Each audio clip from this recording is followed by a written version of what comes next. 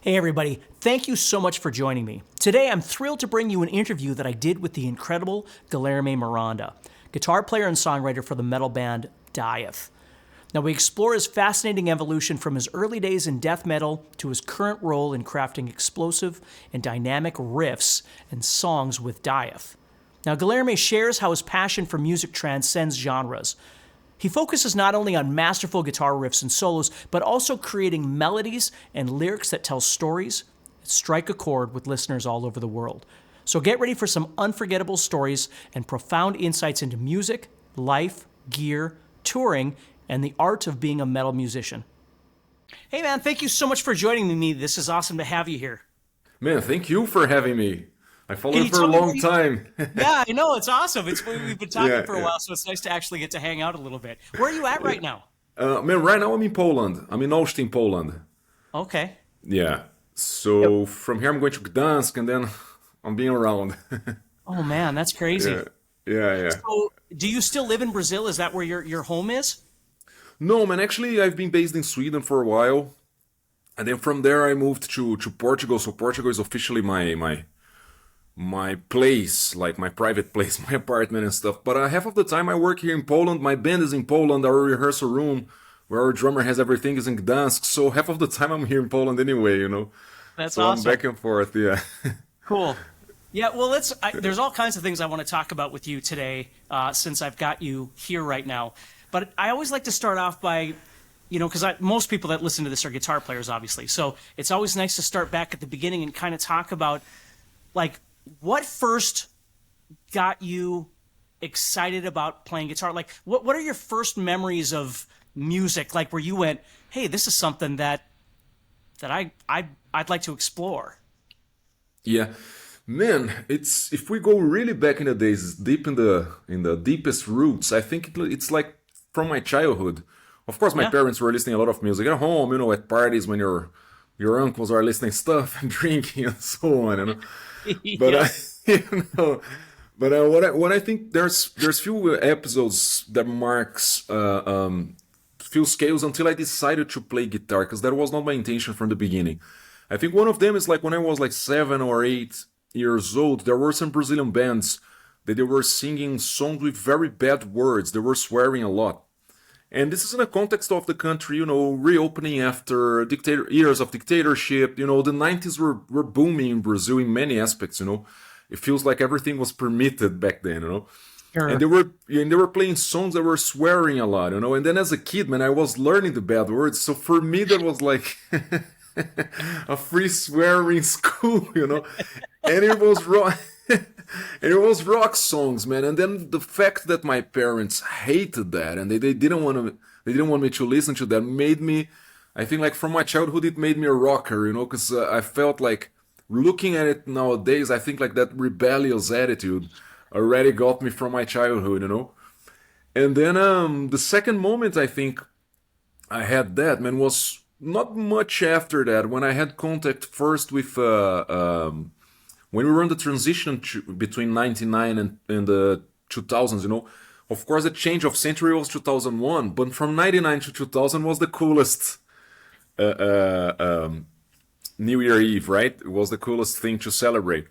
And there was back then in the where you buy magazines and newspapers and stuff, there were these CDs that had a compilation that was like music of the century.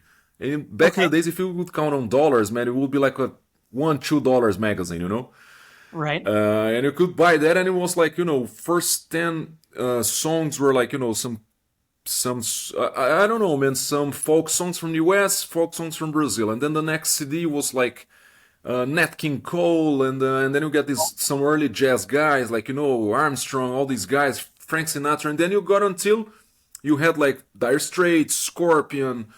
You passed a lot of blues players, and as far as I was going to the store to buy these compilations for my father, I entered in touch, and I listened to a lot of music, man. And I never mentioned this. I don't mention this that much on interviews because it's not even when I started listening to metal, but I think I got in touch with a lot of music, Sure. This compilation was called like the music of this century, and I think I learned a lot from that. And I remember the Mamas and the Papas, man. When I Yeah. first heard California Dream, Oh yeah, yeah. California Dream, man, That's that one of stayed with my me. daughter's favorite songs. Yeah, I still like this song. So then after that, I think that then, man, my whole life changed with Led Zeppelin and Black Sabbath. And then I started to have an ear for guitars. I was like, man, maybe playing guitar is something cool. Sure. How old were So you at this point when you started thinking about that? I started thinking about it, I don't know, 12 or 13. But Okay. I was just thinking, man, because I didn't have the drive. Right. Until I really got in touch with. Then Black Sabbath changed everything. Although I started with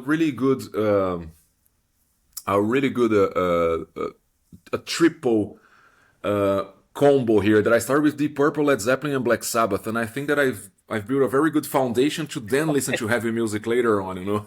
Sure. And well, I think this was very solid. But then from Black Sabbath, man, when I started to hear heavier and heavier and heavier music. I think that Pantera, of course, because they were from my generation, the band that happened, Yep. and Megadeth. But they influenced me in two different ways. Like Pantera is because a friend of mine gave me the VHS from the Pantera videos. I think it was number 3 or Vulgar videos. Yeah. And then when I watched that, man, I was like, okay, so this is being a band? That's what they do the whole time. This is their job. I was like, man. I want to be in a band. So I think prior to thinking about I'm gonna play guitar and be a musician, I was like, man, I want to be in a band, no matter what I'm doing. But then when I when I heard Rust in Peace from Megadeth, then I said like, okay, I want to play guitar and I want to have a flying V guitar, high gain. I didn't know what was high gain back then, but like I want to put distortion and Sure. yeah, I want to play Holy Wars. That was the first goal. Yeah. So then So I was 14, 15. okay, so we've made the transition into you liking metal from because that's what I had been reading on you is that you had a pretty vast, diverse style of music when you were younger. You used to listen to all kinds of different things. Yeah, yeah. Do you still do that? Like, do you still listen to a lot of different things? Man, sometimes yeah, sometimes I have to narrow a little bit of what I'm listening. But these days I was listening to some. I just stopped here and I was like, man, I want to listen to Bach, and sometimes I want to listen to some jazzy stuff. Yesterday I was listening to Opeth the whole night. Oh, I sure. really like their clean tones, man. Sometimes I have to hear that kind of guitar playing. So I Right. have this, but mainly lately I've been listening more to metal and death metal. I've been working a lot with that and stuff. So since last year I narrowed a lot to metal, but I listen to a lot of stuff, man, a lot of stuff, Sure. and it's fun, man, because when I was at the NAMM show this year, I really love a blues player from the US called Kirk Fletcher. There's an album of his that I listened to that to, man, until Yeah. until until I couldn't anymore, like 200 times a day. Man, Yeah. I was Right. at an M show waiting for a guy there at a guitar stand. Friend of mine, I think we were just beside Enki Guitars, and he came like just beside me, and I was like, man. And then and then he said hi and stuff, and I didn't know how to put like, dude, I hear a lot of your albums because I was all dressed like metalhead, and I was dressed to go to sound check actually. So then I was gonna tell him, dude, I think I listen more to his albums than to some metal records for a That's few awesome. years. Yeah. So it's this kind of thing. I dig feel different stuff. That's cool. All right, so let's go because because so many people play guitar that listen to this podcast anyway. So when you were a kid and you got your first guitar, what was your first guitar, by the way? Man, my first guitar was a Les Paul. Oh wow. Honor. Honor Yeah, was the brand. I don't know if this exists anymore. I Yeah. don't I don't know if they do either, but I know exactly what you're talking about. Yeah, Honor Yep. was a German brand or something. Yeah, they made like I know in our country they were really popular for harmonicas and stuff like that. Ah, okay, okay, yeah. Well, Yeah. I had a Les Paul like theirs. It was like a second hand from a friend of a friend that didn't want to play guitar anymore, and I bought this guitar for almost nothing, man. Sure. And And then after this guitar, then I got obsessed with Rust in Peace from Megadeth, and I was buying some guitar magazines because there was the only source we had before to get some knowledge from what we were seeking, not what people were bringing to us, right? Like Sure. a few years ago, before internet, which sounds like 500 years ago, but it's not that long I ago, know. right? Yep. And then I was completely obsessed with Jackson Flying V's, because of because of the whole metal look and because of Rust in Peace and all that thing. So and I was talking about this constantly, man, like non-stop. I think all my friends hated me already in school, and and then I had this Honor guitar, and man, I was talking about this constantly. And I remember it was like a Friday or something. I was heading to a music store talking about Jackson Flying V, Jackson Flying V, Jackson Flying V. Man, and a guy passed, entering to the store, he crossed me, holding a Jackson Flying V. And then I stopped him before he entered the store. And I said, what are you gonna do with this guitar? He said, nah, man, I wanna stop playing. I just wanna get like a cheap Les Paul and I wanna pass this guitar because it's just, occupying space at my place. And I said, man, I have a Les Paul and I wanna have a Jackson. Oh my Let's gosh. yeah, man, let's fix this. And then the next day, the next Saturday, we've met, and I called like an older friend of mine and one of my cousins to go there and check if it was real, if the guitar was real, if it was not something fake. Right. Yeah, and it was, man. And I think like I bought this guitar for like, man, really, uh, not kidding. If it would be the money from today, I bought it for $50, man, something That, like this, Because I gave my guitar plus $50, and the guy was super happy, man. And I stayed for a while just looking at this guitar. I was like, that's awesome. I didn't want to touch it to not waste it. Yeah, that's great. Yeah, Well, okay, so if we go back to that, then when you were really getting into practicing when you were younger, what kind of yeah. stuff did you work on? Like, did you take lessons or anything like that, or did you just kind of learn by ear, or because videos hadn't really, like you had just said, the internet wasn't a thing yet, so that hadn't really started. Man, I tried to learn by ear, and I think that was how I did in the first months, few years. As I'm saying, I wanted to be in a band and to play guitar and to have a Jackson Flying V, but back then, man, it was never crossing my mind to say like I'm a musician, you know. Sure. And when I was learning to play guitar, so I did this stuff by ear. I got some lessons with a friend here and there. There was a friend of mine that helped me a lot with passing me some knowledge, and I borrowed from him a magazine that I think that this built up the way I study guitar and the way I practice until nowadays. I got this modus operandi from there. It was a Guitar Player or a Guitar World back then. Hmm. You know this magazine when they come like 40 killer techniques for you to play guitar, Yeah. like yeah. Yeah. And I don't even remember if it was like 40 rock or metal techniques. It was like just 40 techniques. And I remember, man, that for me it was pretty easy and straight to the point. It was like the tablatures, so you have. I didn't know the name of the notes, so it took me, man, only when I became professional that I said, like, man, I have to learn all the names from the notes, because this is just Sure. like nowhere's land, right? Right. So, yeah. But for me to start with, it was very easy. Like, okay, exercise number one, do this for 10 times on this BPM, and it's 1, 2, 3, 4. And then, man, from that I was just in my room doing this, and I think that it connected very well with me. Hmm. I didn't learn much of chords and song notations and stuff. I just got this magazine and I was like, picking 1, 2, 3, 4, picking 1, 2, 3, 4. What's this? What's that? I didn't know the name of the techniques because I believe that this magazine my friend gave me was even in English Okay. or something. But I was like, okay, man, if I put the pick straight, it's gonna work. If I do the alternate picking, it's gonna work. I was kind of learned by doing. Sure. So with that, where then did you start? Because I know one of your earlier bands was called Krow. Is that right? Yeah, yeah. So kind of where did you transition from practicing and that sort of thing to actually starting to join a band or get a band going? Yeah, well, then at school, after I got this guitar and everything, I managed to get man, if I'm not wrong, I got a Digitech Okay. RP10, RP100. I don't know the first line they had, Sure. multi effect and stuff, and then I changed that for a Metal Zone. That Okay. pedal. Yeah, and I regret a lot that I have no idea where's this pedal, man, because today it will be like cult, a Metal Zone from 25 years ago. But yeah, I got this pedal, and I didn't have an amp. I was like using the amps from the rehearsal rooms that we were renting, and backline from wherever we were playing. Then we were start with some cover songs and stuff, and then from there we developed to do our own songs. And I was lucky enough to be like 16, 17 and play with a guy that was my age now.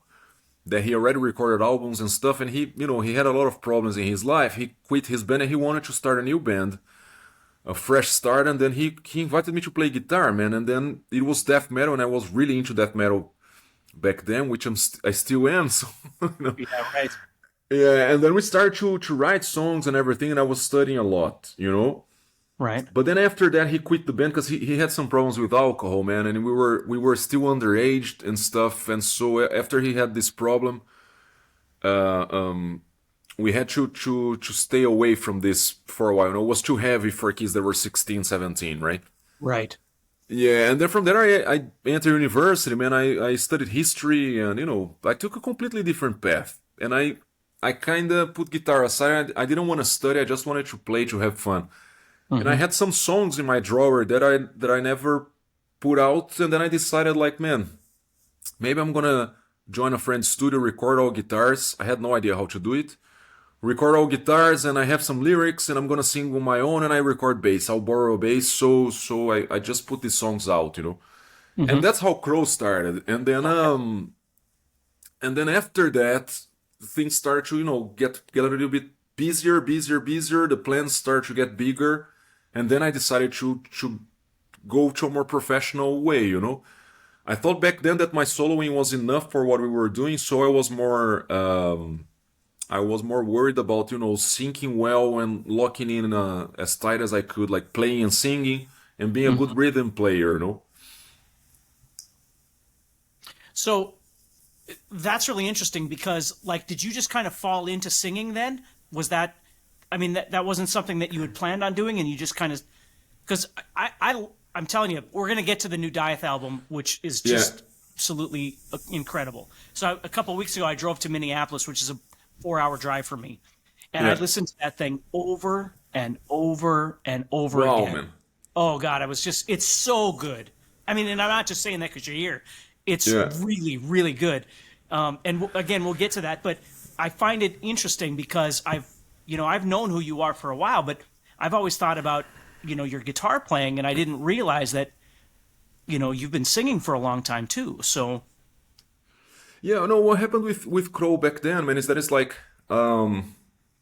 this was a good thing. Nowadays I'm learning how to see the with very good eyes the bad stuff that happens, because the fact that this friend of mine had a lot of problems with alcohol, and we had to dismantle the band before we recorded our first album. We were signed with Cogumelo Records, so it's the same label in Brazil that released, Sarcófago, Sepultura, all oh this wow. first wave of the Brazilian extreme metal. And then that thing hit me very hard. That's why I got away from guitar. I entered university, and I thought like, okay, maybe it was a good run for my teenage years, right? Hmm. And then when I went to record these Crow songs, because this friend of mine, he played and was singing. I had a lot of great singers that could go there and perform on the album. But I was like, man, if I put someone to sing, I'll have to deal with all the stuff that comes with a vocalist. And back then, I didn't have time, neither money nor patience for Sure. for getting someone else to do that, because stuff were a little bit different, a little bit more difficult.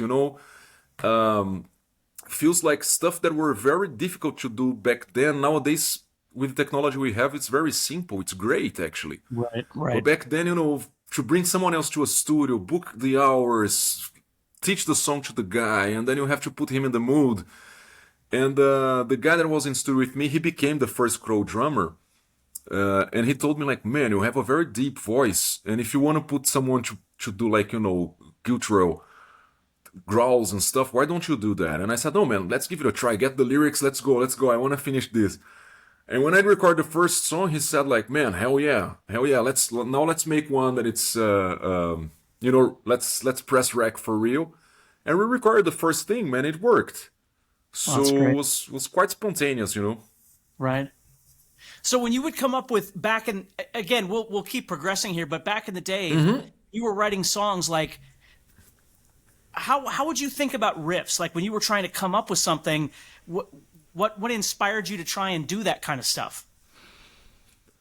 Man, I in this Krow case or maybe before Krow, when I had when we built this band with this guy, he had an idea of, you know, old school death metal with a lot of different transitions, with a lot of soloing, and with a lot of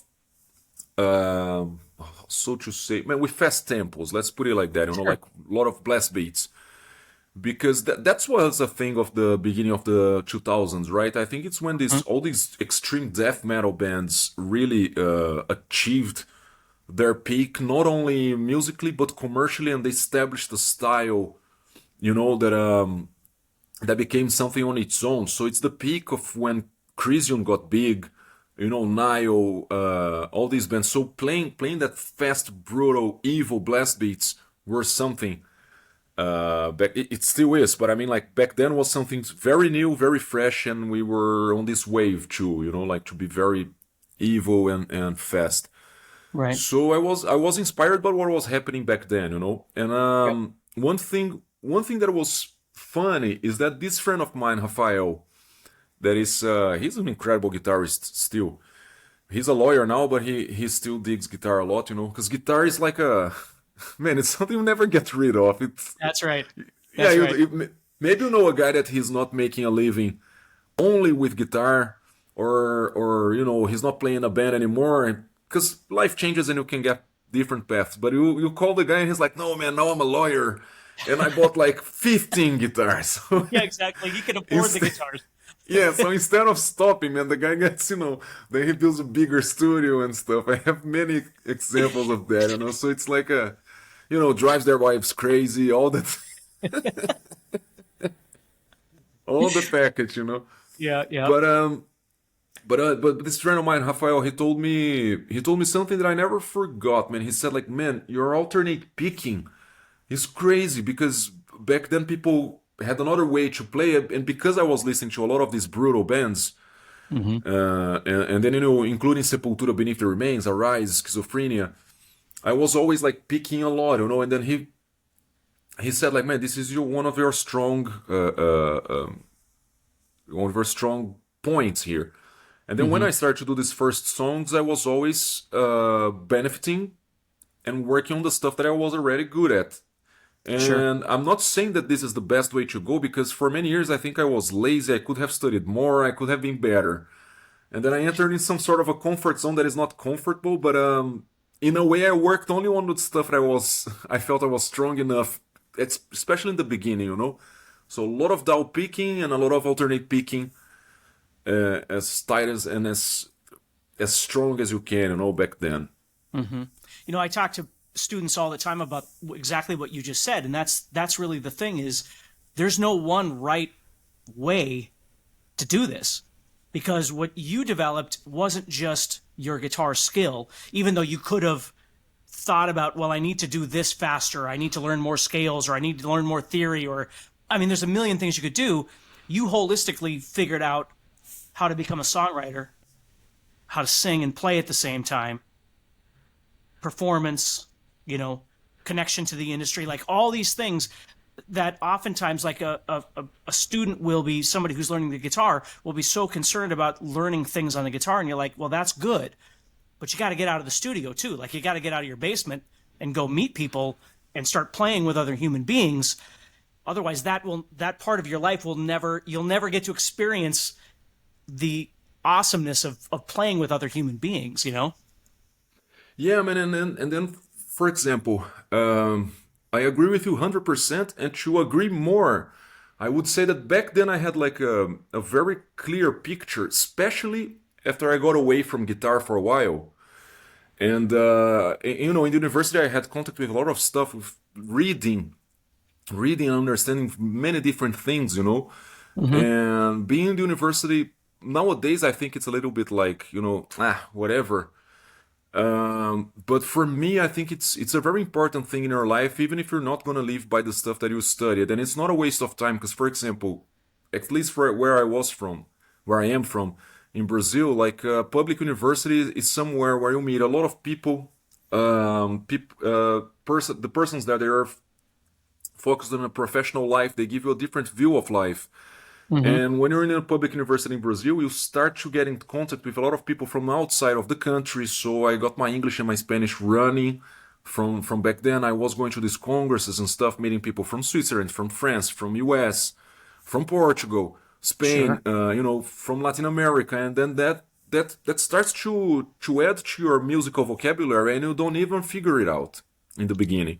Right. And when I entered in studio with Krow, I was just thinking like, man, being a shredder is gonna take a lot of time, a lot of energy to do something that I don't even want to do with my music. My music, I wanna say something. That's why I decided to sing. I wanna say something. I wanna write lyrics. I wanna write songs. I wanna get my band, put it on stage, have a structure. I had this in mind. And you know, when you have this in mind and you're 17, 18, everybody thinks you're just out of your mind in you know, Berlândia. You know, you just sound a bit crazy or too, or you know, we want too much. But that was my thinking. And then I think in the beginning, I really found my place. You know, I was like, okay, I can do arpeggios, I can do tapping, I can sound good enough for this music. Which I didn't, man. I think I sucked. Sometimes I listen to the albums, I'm like, no, man, I should have studied a bit more. But nowadays, I'm in peace with it. But it's because I wanted to have a texture to the sound, you know, like the focus was not, you know, I wanted to have like a good guitar sound. I wanted the guitar to play for the music, to play for the song, to have a dialogue with who is listening. Sure. You know, not only shredding, because it was not what I was gonna offer. It was not my intention back then, you know. I would totally release a shredding solo album one day. I don't care, but I mean, like when I've built my own band, that was not the intention, and I think that I understood that quite in time, you know, because sometimes I hear extremely great guitarists, and I remember once in Stockholm I was with Ule from Entombed, which is like, man, he graduated in Stockholm jazz schools and stuff. He really knows how to play drums in a huge spectrum. Sure. You know, yeah, older than me and stuff. So when I entered Entombed, I was still quite young, and we were in a metal concert checking a band and stuff, and he told me like, man, that guitarist, maybe he's too good for this band, you know what I mean?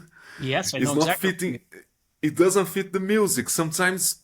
Yeah, and it's I'm not saying for you to not study or something, but there is a texture when you're writing music that I think you have to make the music, the parts have to talk to each other, you know. It's a conversation here and there, That's right. and not to think only about the guitar, you know.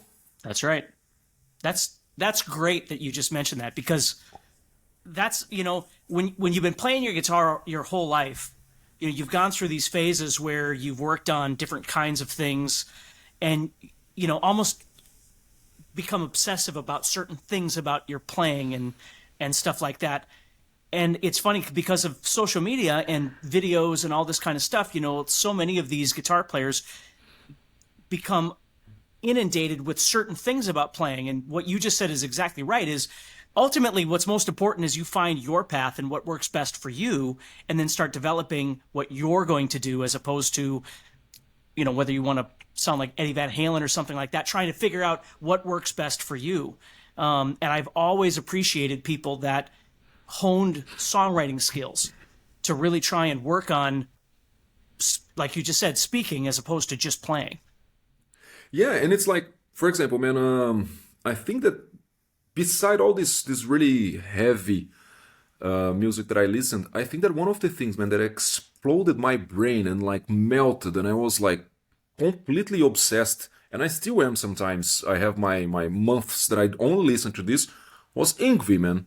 I Oh think yeah. that Malmsteen he changed the game, man. Like Malmsteen Van Halen, I think they changed the game, man. They bring something that Absolutely. it's like these guys. They're like I don't know, man. They're like Michael Jordan and stuff. You Mhm. can't discuss how huge they are, you know. That's right. So of course at home and sometimes in I still struggle with this because it's a constant work on yourself the whole time.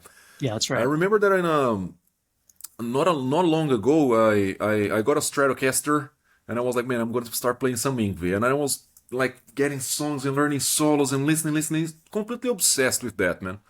And then I was gonna do a solo for Entombed, and man, it was like, and then I thought like, no, man, this is completely different. You know, it's Right. like you're arriving in another country and you're gonna Right. talk their language. You know, Right. if I sound like Yngwie playing like insanely well on an Entombed death and roll tone, Right. with an Entombed death and roll tone, you know, that's arpeggios, neoclassic and stuff. Man, it's just gonna sound even if I play better than anyone else, which I don't, but I mean, like, imagine the scenario, it's Yes. not gonna sound good. So I separate that, like, okay, man, I'm a huge Yngwie fan. I love Van Halen and I try to learn as much as I can, but, you know, I don't know, man, I'm gonna do like an indie rock gig. Someone hires me. I Mm-hmm. get there, man, I'm gonna play you know, Gonna do the I'm gonna job. play what the music requires. Yeah, That's imagine you put like diminished Yngwie style arpeggios on a indie band, man. that's right. Yeah, You that's know, right. I mean, you can be you're inspired and motivated by people, and you can study them. But at the end of the day, you're right. It's like if you're going to do blues, which we've talked a little bit about blues before, but yeah, if you're going to do blues, there's a million things you can do, but it still needs to be within that context in some capacity. Otherwise, it doesn't sound like it fits. You know. yeah, exactly. I agree, hundred So percent. yeah. So okay. So now, where does the transition come from? You doing what you're doing now to joining Entombed. Yeah, man. Then with Krow we were doing something like it was very DIY, you know, for many reasons, and sometimes I think that the DIY thing it's something that it's gonna stay forever with people that wanna do stuff. You know, I prefer like to do stuff than to talk about it. You know, so with Right. Crow it was very intuitive and stuff. So we were signed with small labels and stuff, nothing major. But we had the opportunity and we were lucky enough to tour a lot in Europe when we were younger. I even lived in Romania for a year, man. Oh It was wow. like, yeah, it was quite crazy to live in Bucharest when I was like, 24 years old. It was crazy, man, crazy. Very, really good experience. And then we had to come back to Brazil, and I was living in São Paulo, and Crow played Bloodstock in the UK, you know. And Entombed played that festival as well, and one of the promoters from Latin America that I was working with, because I was doing some side jobs as a tour manager, especially in Latin America, because I speak English, Spanish, and Portuguese. So I could communicate with the band, with the promoters, and with the local crew. I could be the guy doing this in between these people, right? Hmm. And this promoter told me, man, Entombed is playing Bloodstock as well. Can you talk to the guys because I want to bring them to Brazil? Bloodstock is huge, and I couldn't meet the guys because they played one day before us, and I arrived at night when they played. But man, until I reached them and my accommodation, it was too much. So I stayed with this idea in mind. And long story short, this guy ended up hiring Entombed, and of course he hired me as a tour manager, and he wanted me to already talk to the bands, to their manager, to their sound tech, to check the rider for each gig because we were flying, we were not renting one backline for everything. So the guy from Uruguay said, "Okay, man, we don't have this amp, but we have this one." So I had to go through all that details, and I just saw that Entombed they were on that transition, Entombed AD, Hmm. and the guitarist that was gonna come to Latin America to do the tour. When they sent the passports and we confirmed the flight tickets, I saw there was missing one passport, and they didn't answer anything after that. And me and the promoter, we were like, man, it's like half of the tour was paid, Boy. flight tickets bought, gigs booked, And I negotiated with the promoter, like, man, if you want me to work on all the gigs, put Krow to open all the concerts because Krow sound really fit to be with Entombed on a tour, you know? Right. And he said, man, but what about this passport? I don't know what to do. We have to fix the details to pick them up in the airport. And man, it was so much in my head that I just wrote an email to the guys out of nowhere. I said, like, guys, what's happening with this passport? Because there's no second guitarist coming, and if you guys need two guitars to do the tour, I can play guitar for you guys and tour manage, but just don't cancel anything, because otherwise it's gonna be like, for them maybe not that much damage, but for us it was gonna be like Yeah. big loss. Oh Yeah. yeah, a lot of things involved. And so that was the whole thing. So we started the tour and everything, and one day the guys came to me like, man, were you the guy that sent us the email that we wanted to play the second guitar? Because I was sound checking every day for Krow and Entombed was pretty much the same setup. I was just changing a few cables here and there, and I was putting Nico's splitter because he was using two amps with a splitter, so he had like two guitars, like sounding like two guitars on stage, but Right. with this splitter. So his splitter was just behind my amp, and we added a pedal. So when I played, I disconnected it. When he played, he connected that. So, and I was doing the stage for them before, so everything was guitar-wise was in my hands. And it was my birthday when I picked them up in the airport, so everything was a bit like special. And then they said, "Were you the guy that said that you could play guitar and tour manage at the same time?" I said, "Yeah, man, it's me." And they were thinking. Next day they came to me like, "Man, are you up for touring next tour with us? Well, how would you feel about that? Because we have a tour in 3 weeks." And I said like, "Man, let's go." And they said, "Yeah, but we don't know really how do you play." I said, "Man, my band is opening for you every day. Pay attention at the concerts and check if I play enough for you." Right. And in one of these after gig concerts, after concert, like a after party, whatever we call it at the hotel, me and Nico we stayed with few extra beers at night. So he got one of the set lists, man, that he had in his pocket, like, here, man, learn these songs and I see you in 3 weeks. Let's talk tomorrow, but here it is. And I still have the set list at my father's place in Brazil. that's I just saw it last great. vacation. Yeah. So I know. And then these songs I learned by hearing them.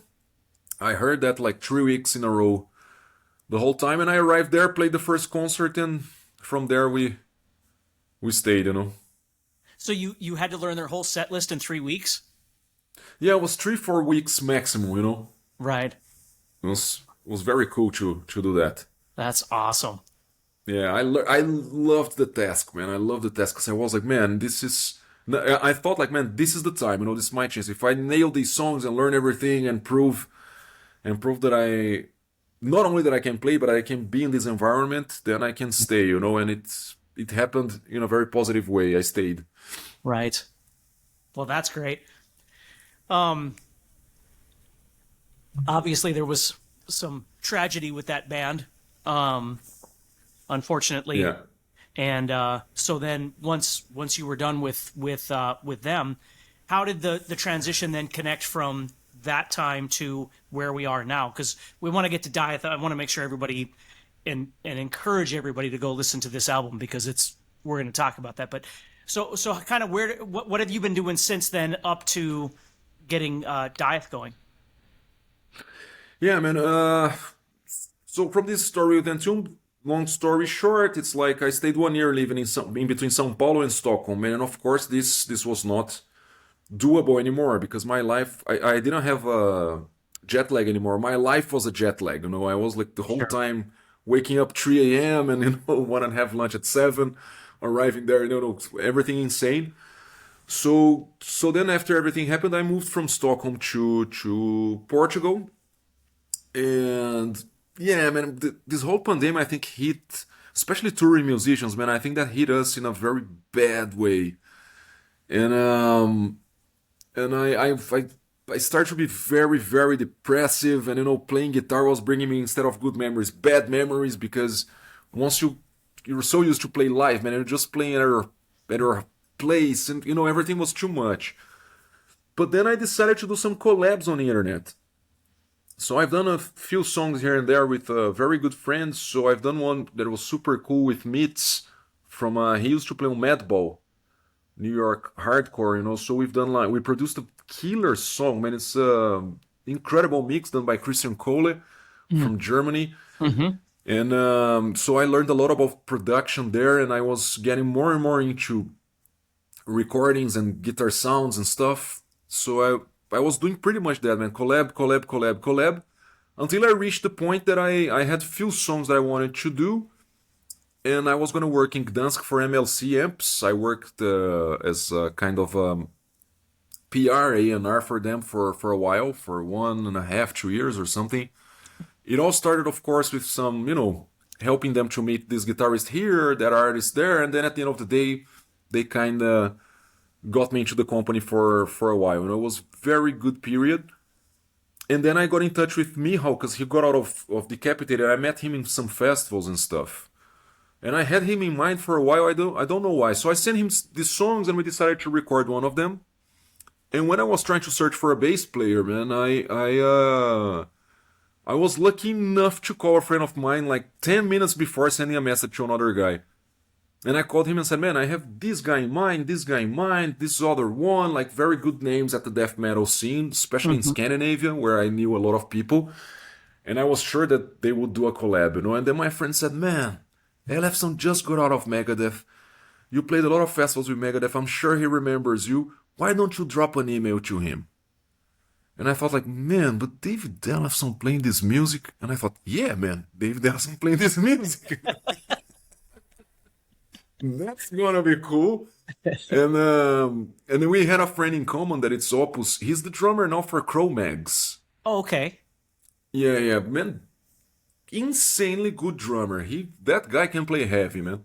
Right. And he connected us via an email. He pretty much is him and Martin from Destruction. They were pretty much the responsible for connecting us in this professional environment, you know, because I had a connection with Ellefson from the Entombed years, and because we've done some stuff for LG when he was sick. But I didn't want to use this type of connection on these premises, you know, because it was too early what happened, and I preferred to go with these guys in a more, you know, in a different way. Sure. So we've recorded the song, and he said yes to the song, and the only thing that he asked that and then on this I really like David on how he do things on the bass, because he told me like, man, make sure that you have the last of the last of the last version of the drums, because I play with the drums. He's very aware of where he's going to put his accents. He listens a lot to the bass drum. And so this is the only thing that when we started, he was like very on point with us and very straight to the point. He was like, man, don't bother me if you don't have the final version of the drums. He said, I don't, even about the click, he didn't care that much. He cares about making the bass and the drums sound like one unit, you know? Sure. So when we've got this version of the drums, he tracked the bass, and Michał had the idea to mix with Zed, this guy from Poland. And I remember that I went on a vacation in Brazil. I was at the car with a friend of mine, and the mix just arrived on the phone, and I said like, man, I'm not gonna tell that it's my band. I'm just gonna play this as loud as I can. And then I told my friend, hey, can I play a song very loud? He said, yeah, man, do it. And when the song started, he was like, what is this, man? What is this? This sounds great. And he was like, fuck yeah, which band is this? I said, no, man, this is a song I've done with Michał and with Ellefson. I said, man, you have a band with these guys? I said, no, man, I think I'm just gonna write the guys now so we can do this Foursquare videos for you know, we're gonna put it on social media, upload it on YouTube, and that's it. And he was like, man, but this is too good and stuff. And I sent to Ellefson, he had the same reaction, and Michał too. And then at the end of the day, I had a call with David, and he told me like, man, you know what? Stop talking about this video, because I don't want to do this pandemic stuff. It was on the Omicron transition in 2022. Okay. Because they, at least in Europe, they canceled everything and they pushed back until April, May again. So all the tours that were rescheduled and things that were about to happen in the new year, they got pushed 4 or 5 months again. And then David said like, no, man, no, I'm not gonna do these square videos. Why don't we get together and record a proper video? And I was gonna be in Poland at MLC, and David was gonna go to London. He had some recordings to do there. And I saw that from London to Gdansk, there were a lot of flights, like, direct flights twice a day. Because it's not that far, it's 1 hour, 1 hour and a half flight. I told that to David, and he said like, okay, man, let's meet in Gdansk and we record a video. Once we record the video, we went to have dinner, and the guy said like, man, why don't we become a band instead of just doing a project and putting out a video? Let's bring a band. And David had this idea of calling us Dieth. He was reading some old British poems, like all those shall Dieth and this kind of thing. And he got very into this Dieth stuff, and he said like, man, and if people don't like us, they're gonna call us Mega Dieth, so whatever. So that's how it started. So were most of those songs then? I mean, because I don't know exactly how the writing for that album went. Was the writing pretty much all you on that album? Man, yeah, mainly yes, because I had a lot of stuff ready and good to go. So once we've done this single, then David told me like, man, tomorrow, because we worked like 2 days in a row, a lot and stuff. So he said like, man, let's have a sleep on this, and tomorrow, like the next day, I don't remember. Do you have your computer with you? What do you have with you? And I had my computer and some hard drives and stuff, and I said, man, maybe we should sit on your room, put our headphones and listen to the riffs, and you see the direction we can take here, because I had a lot of stuff written. And I always like to write, save. Man, there are some riffs that you think it's never gonna work, and sometimes it clicks for a song, So there's no very bad idea. There are ideas that you didn't connect yet, because sometimes there's a riff that is not that good, actually. But once you put bass, drums, and vocals, it's good that this riff is a little bit more laid back, so the voice can do the job. The drums can have space to breathe, and the bass is gonna lay on everything. So I think it was very important to have all these on my hard drive. And I showed David, and he just told me like, man, you know what you're doing, just get these songs, start recording them, and then we do this procedure. Send me the final drums, and I'm gonna track the basses and so on. And then David did the Heavy is the Crown song. He did almost all of that, and the lyrics are his. So I put everything together and produced the song, somehow recorded the drums, and then we've laid vocals on that, and and that's it. Pretty much the rest was done, and David gave me like a folder full of his riffs, man, but a lot of them. And I still have a lot of songs that I didn't even touch from that period. So, I think album 2, maybe we have half of it in our hard drives, Right. When I was listening to that album, when I first went into it, I'd heard Heavy, and I guess I was expecting the album to just be onslaught heavy. And there are parts that are that. But what I love about it is it's dynamic. Like it's all over the place. So it almost comes off to me as a concept album, which I doubt it is, but it almost kind of seems that way to me. But that's the albums that I love are albums that are very dynamic. They have a ton of power and a ton of energy, and then there'll be something that's just completely different, and it kind of ebbs and flows. And I'm telling you, it is a great album. Man, thank you very much, and I really appreciate that you think like that, because it's like some of the reviews that were not so positive about this album, the things that people talked that were the cons, for me they are pros too. Yeah. So for example, I've seen a review that a guy said like, man, there's too many different elements in this album for this band to call itself Death Trash. And I was like, man, but we never said like, okay, we're gonna do 15 Death Trash songs on this tempo, on this, Right. And the whole idea for Dieth is to not be just that, because that's the biggest advantage of you starting a completely new project, for you to have a fresh start, because you have the freedom to do all these things, And as far as I love blues so much, man, and I love clean guitar sounds, and sometimes I like a lot of different elements in music, and in the songs. Man, I like songs that they are brutal, brutal, brutal, and they, you know, and man, like highlights from Metallica early albums were the we can't call, I don't know if we can call Fade to Black a ballad. That's I right. don't know, but there were highlights in the album, because then you come like, Battery, Master of Puppets, and then you get the, Sanitarium. Then, when you have Thing That Should Not Be, of course, that is a slower song, and then you go to Sanitarium. On Ride the Lightning, you have it's brutal, brutal, brutal, and then from Whom the Bell Tolls, you have an atmosphere there, it's very somber. And then you get Fade to Black, and after Fade to Black, the album takes off again, and you have an instrumental song. And I really enjoyed that, and the dynamics and stuff. So the way Mihal plays drums is very natural.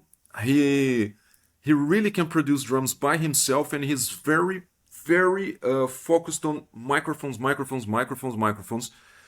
He doesn't like drum samples. So I thought, again, like when I was a teenager, what's my strong skill? Oh, okay, it's the alternate picking. And then with Dieth, I'm like, man, what's our strong skill? It's like our names have been in bands of different styles. We have a very dynamic but super precise drummer.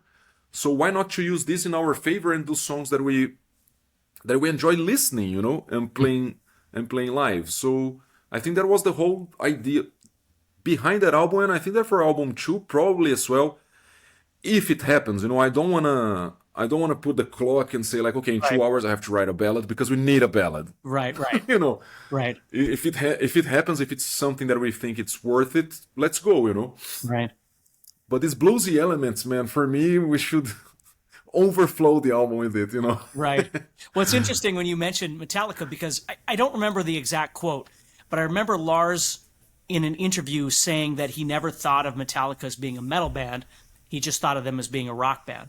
And I always thought that was really interesting, because what you just said is what I've always thought. Like, sometimes when you have to label yourself as a genre or a style, then people expect it to just be that, where you're really just trying to create this interesting thing. And I'm not saying that, having an album that's nothing but intense, or just the opposite. Having an album that's nothing but mellow isn't great. That's wonderful. I just really enjoy, if I'm going to listen to 8 or 10 songs, I need diversity, because if it's just the same thing over and over and over, it's like, it just gets to be too much sometimes of any style. So that's one thing that I was really surprised about with that album. That is my favorite part of that, is the diversity in the songwriting and the dynamics that are within those songs. I think it's incredible.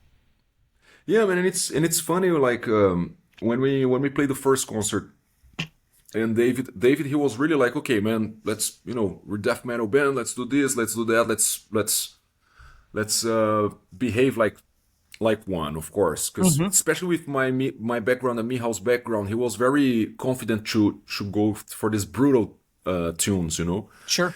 And then I remember that on the rehearsals, and when we played our first concert, luckily we had like a best debut gig ever. It was us and Testament, so I think we couldn't reach a better place to start. And then we played Don't Get Mad, Get Even. And it was funny, because David came backstage and he was like, man, that's a rock song. There's a rock song with, you're growling there, but it's rock, and people, they behave, of course, they are mosh pits and stuff, but you see that they enjoy the party like a rock party, People Everybody get sings their along. beers and sings along and stuff. So, and that happened naturally, Yeah. And that's it, man. Maybe on the next album, if we have 10 songs, only blast beats. Yeah, right. If we feel like, let's go.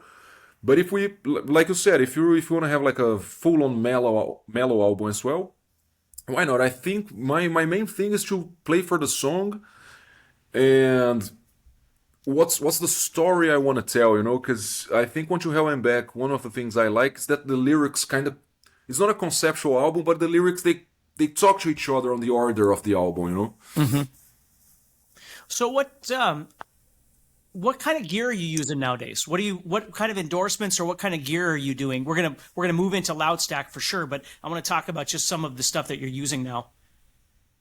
Yeah, man, I've been using let me put in order here. I use like a Dean guitars, and man, like Dean guitars. I've used Dean guitars like 10, 15 years ago, and then I changed for another company, and my contract was over, and then I came back to Dean guitars, and luckily the guy working there is a great friend, and I knew him from before. He joined the company after I was with them in that early period.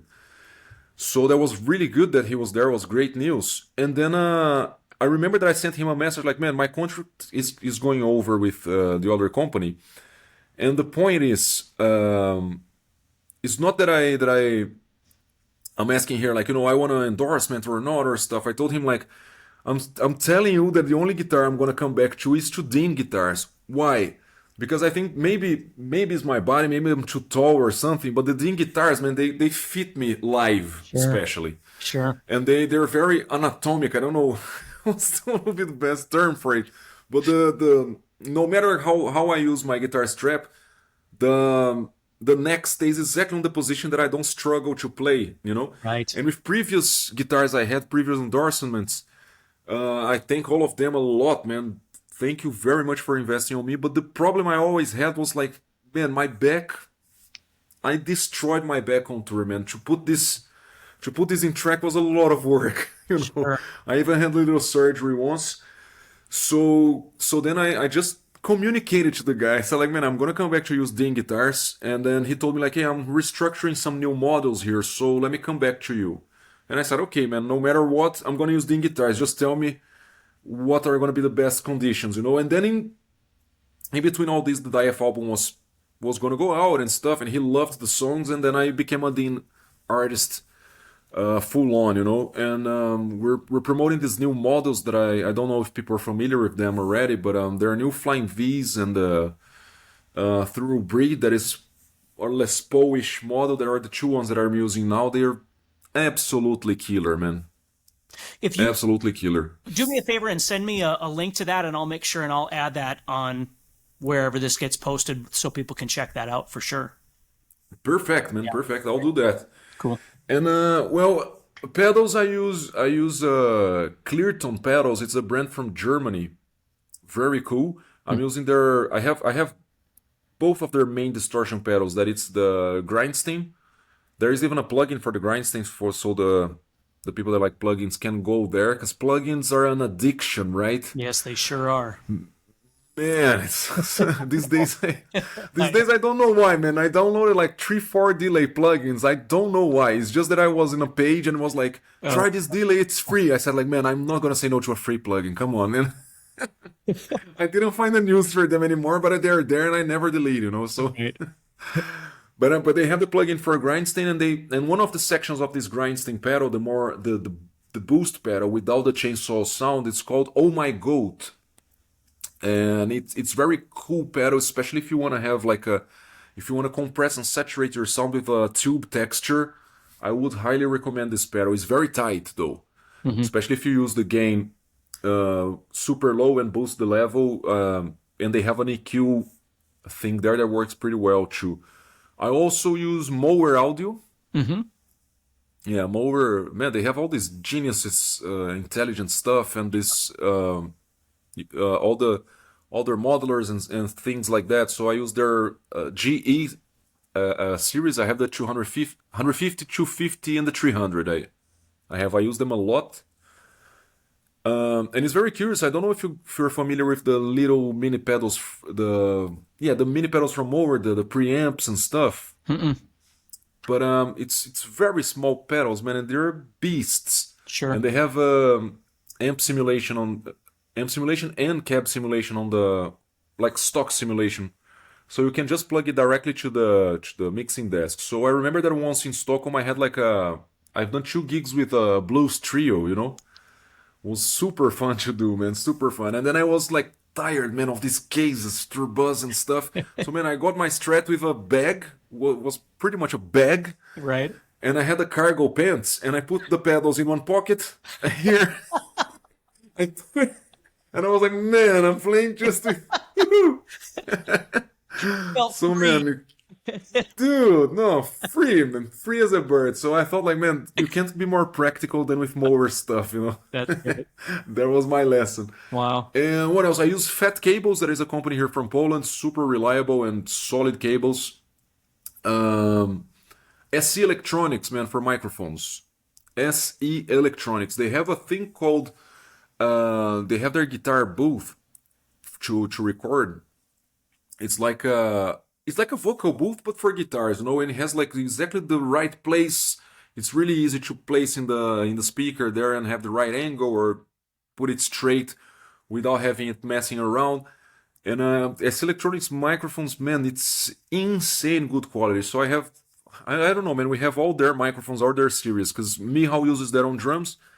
I use that to sing, and I used to record at Studio 2 for vocals. I'm using the Dynacaster. Okay. Plus, live, I use their V7. V7 would be like a 58 style microphone. Sure. Yeah, so SC Electronics, man, hats off to this company. They're the new thing there. And what else? What else? So it's Fat Cables, SC Electronics. Yeah, and MLC amps. I worked for so long with the guys that we became friends, man. So I always mention them because I love to use their stuff, especially live. Their amps, they're murderers, you know, like, and the spectrum of sound that you can get with their flagship model, like the MLC 100 S100, I think, on EL34s. I love to have 34s around me. I'm a very Marshall guy. Right. It's totally worth it, you know. So live, I use MLC for sure, and in studio too. But lately, my biggest situations are being live, and I'm using MLC almost the whole time, you know. As soon as I can transport it, I bring it. So that brings us to the studio. So obviously you've got a new amp sim, which is the Loud Stack. And Yeah. so let's talk about what that is and where that came from and who it's for. Yeah, well, man, a loud stack. It's like again on this plugin addiction. I've been in touch with a lot of people from companies and stuff, and it was pretty funny when I was working at MLC because they were developing what became now these Bogren digital plugins that they have, the 100 and the one knob Yep. MLC and so on. So I was very into this world, super enthusiast, and I started to use some Agritone stuff. And I don't know how we crossed paths, me and Ron, but it was on the internet. You know, one contact brings to another, and people say, hey, use this, use that, try these MIDI drums. So I got in touch with Agritone with their MIDI drums, and they produced like a lot of killer packs. So that is a very good tip for songwriting, man. I love to put some drums, man, and put a random tempo there, you know. And sometimes I'm like, I don't want to have any previous idea. I have a riff, and then I program, and I get a lot of funny drum loops that they have there, because they have some very cool names for their packs. You know, if you check there, they have like a Lars Train, whatever, and then you get there, and it's like the way Lars plays is very fun stuff. And then I put that, man. Of course, that's not going to become the drums of the song, Right. but sometimes some ways of hearing the hi-hat and some accents they put on the crashes give me a lot of riff ideas. Sure. So I started to use that, and I got in touch with Ron. We became closer and closer, and then they released the Behemoth drum sample pack called Drums Against Humanity. And I've done a video for Ron just because, man, I did a video for him just to say thanks for giving me the drum samples, you know. And it really, Inferno recorded it in the best studio in Poland called Alpine in Gdansk. I mean, like, not the best, but one of the most famous studios. We can't say best in music, right? It really depends on what you're doing. But they recorded there, and then I found some MIDI drums, Behemoth MIDI drums, and when we recorded, it sounded exactly like Behemoth, man. A lot of people were asking me, like, man, how this drum sounds like this? I said, man, it's his samples with some MIDI drums I found, and we, you know. Right. Yeah, and from that, man, 1 year ago, I think it's just 1 year ago, it started this new technology called the neur-oamp modeler. And there's a free plugin, Steve Atkinson plugin, and that's gonna become the new fever, let's say, you know. So in 1 year, this technology has around like 70,000 users already. Wow. The num. Yeah, because these profiles, it's not camper profiles, and it's not the other tone captures that you can do with your modelers, you know, like modulus. I don't know the name of this pedal that we capture sound, but like Mower has a very good tone capture on all their GE series, and you know, so does the other brands. And then Ron came to me, man, and he was saying a lot like, man, I think that this neur-oamp, when it starts and when it's gonna be the new fever, I don't want to be the guy running after the trend. I want to start building the trend. He wanna, let's say, invest on this. You know, he said, I wanna invest on this whole thing, and I have a guy to record in Warsaw. That is the same guy that recorded Inferno with Satanic Audio, Halder, like killer sound engineer, and he understands the style, he understands the language and the accent, everything about this world, you know. Mm-hmm. And then one day I was at home and I just wrote to Ron like, man, you know what? Let's do this neur-oamp modeler thing. What do we need to do? He said, man, you know what? Let's be the first guys to have like a signature pack for impulse responses for the neur-oamp modeler, and then of course there you record the impulse responses, because the cabinets that are gonna make it work, it's good that we have the IRs from them, because then the users can combine the NAM that works with the speaker that works, you know. Right. So we've done a whole package with neur-oamp modelers and impulse responses, and I'm working on that since November last year, because it's a whole process, you know, and it's pretty much like releasing an album, man. It's a lot of talks, a lot of artworks, a lot of pictures. You have to write, you know, you have to write many things, and yeah, but I love it, man. I just got really into this. I think I found myself in a very nice world that I want to be more and more part of. Right. And then we released this month. We're still getting the feedback, reviews, and everything. I'm even overwhelmed with material that I don't even know how and where to start from, you know. Sure. Yeah, so it's really, really cool stuff. So the neur-oamp modeler is this new NAM technology that for me it's impulse response of the guitar heads, you know. Mm-hmm. It's like that momentum, that picture you take. So pretty much, man, the sound is gonna be dialed the way I dialed on my amp. It's the same thing. I recorded that sound. So when you use the plugin and stuff, you don't have to tweak EQs, and you know, you don't have to add other pedals and stuff. Of course, only if you want, or if you have something in mind, you go there and you have this option. Right. But it's so practical, man, because it's like 1-2 clicks. Okay, I want to have like a end-tuned sound. Right. Boom. Yeah, you achieve that with 2 clicks. I want to have like, you know, this Dieth. Dieth is pretty much Marshall 800 sound, like, you know, sometimes a bit more, sometimes a bit less, and I combine that with different pedals. So you know, 2-3 clicks and you're there. So that's what we've been doing lately, me and Ron, and we're recording a lot of videos, editing, and interacting with people on YouTube. It's been like a super cool process, man. I think I'm gonna be the whole year working on this, you know, because it's a new thing, right? And we're the first pack, so probably we're building our wave. We're not jumping on a wave that is there, you know. Right. So it's a very interesting learning curve as well. Yeah, I own pretty much every amp sim that has ever been made, because I, like you just said, am obsessed with buying these things, and you know, it's addictive. Oh, it sure is. And yours is awesome. Like I got the pack, and it's what I love about it, because you had mentioned Broadened before too. I love the one knob stuff. I've worked with them before too, and I love the simplicity of being able to just plug in and not have to do much tweaking. You just plug in, you grab a sound, you grab an IR, and you go.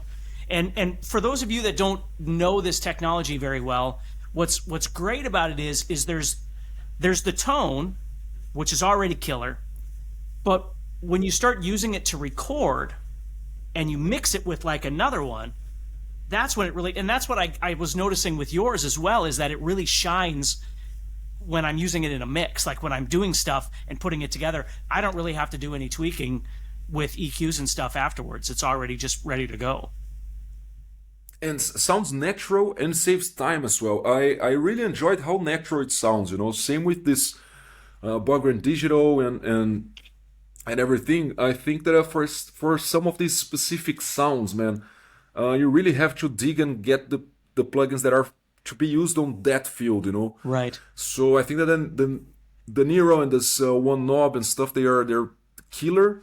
And I think it's then you enter the wormhole, man, because I didn't even scratch the surface, because all the tests and everything I'm doing that is taking months and months and months, plus the videos, plus the whole thing, the whole complete pack of exploring this and releasing this kind of product, is that it's like I'm exploring still what we've done in the platform we have on the plugin that we are, suggesting for people to use. That is the plugin that everybody uses for neur-oamp modelers. So far, the most popular, let's say, and it's free. It's a free software, so there's the whole concept is great. But for example, I just did 2 videos now based on the Dieth rhythm sound that is on the pack. That then I got another impulse response loader, and then I combined 2 impulse responses, and then you already open another, because then you can combine 2 plugins. Yep. Different types of impulse response loaders, and then you can add that to a mix, man. And you get you a wormhole. Yes. You're never gonna get out of there because there's no end. Sometimes, man, I'm just like, I'm not gonna even open this because I don't want to start. No. 8 hours later, and you haven't even touched the guitar yet, other than just trying to dial it. Yeah. So I wanna have like, we get so paranoid with these plugins, man. Because like talking to you now, I'm like, man, but if I'm gonna do some tests. Oh, I have that DI that works, so I can get a DI and open 10 channels and try everything. Yeah, it's insane, man. That's great. Yeah. Well, I'll make sure and put a link to that as well, so people can check that out. And yeah, it's amazing.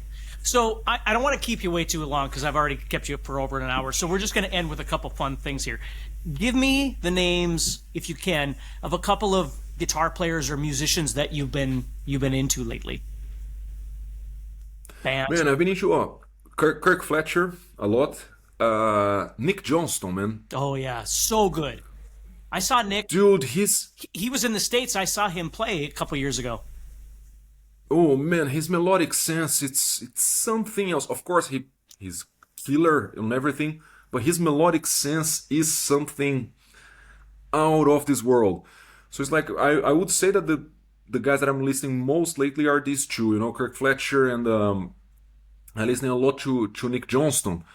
And man, I dig a lot of the work, the last OPF Works albums. I really like to hear Freddie's playing. It's very, very cool. And yeah, then comes the classic ones that I love. Marty Friedman is one of the main guys too. His solo albums as well are killer, man. I like his signature on guitar for sure. Right. Okay. And also, what do you like to do when you're not doing music? Man, one of the things I really like to do when I'm not doing music is, dude, I love to play FIFA. Oh, nice. Man, playing football on playing football like on a screen, it just relaxes, man. I forget about the world. Yeah. And my godson, man, his brother is really good on FIFA. And last time I was with them, all the wives want to kill us because I was with the kids 4 hours playing. And they were like, man, you're supposed to teach the kids to not do this. And you're playing with them. That's its own wormhole right there. Yeah, and then I said, like, no, man, but we're in the middle of the championship. Later you say this. That's awesome. Cool. Yeah, playing FIFA is one of the main things. That's great. And I really like to, exercise too, like, go to the gym, kickboxing. It's another good hobby that I have. Right. Well, that's great. Well, thank you, man. It was so awesome to hang out with you. I hope to. I was hoping to run into you at NAMM, and it didn't work, but we'll try again sometime. Yeah, man. Unfortunately. Yeah. But we will do next year, man. Yeah. Let's book something. Yeah, it's gonna work for sure. Thank you very much, man. Oh yeah. Thank you very much. Yeah, it was so awesome, and we'll certainly keep in touch, and I'll talk to you soon. And yeah, so good luck with everything you got going on, and just keep on. All right, buddy. Thank you, man. All right, take care. Hey, thanks so much for joining me for this episode with Guilherme. If you could do me a huge favor, there's going to be a link in the description that you can check out all of Guilherme's stuff, and you can certainly check out my guitar lessons and such at guitarzoom.com as well.